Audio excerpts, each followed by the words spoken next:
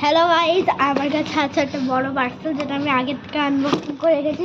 কারণ যেটা আমি এটাতে যদি আমি আগের থেকে না আনবক্সিং করে রাখি তাহলে এটা অনেক টাইম নিয়ে নেবে। কারণ ভিডিওতে বেশি টাইম নিয়ে নিলে আমার অসুবিধা হয়।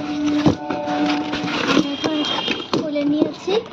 এটা হচ্ছে একটা এরকম কি বলে কফি মগ টাইপের কিছু একটা।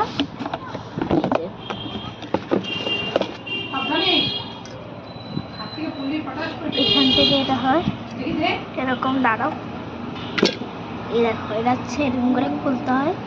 আমার খুব পছন্দ হয়েছে জিনিসটা। তারপরে এরকম কিছু একটা আছে, স্টিং টাইপের কিছু একটা আছে। তো এরকম ভিডিও দেখার জন্য লাইক সাবস্ক্রাইবটা করে দিতে হবে। তো আজকের মতো এটুকুই, কালকের ভিডিওর জন্য আসবো।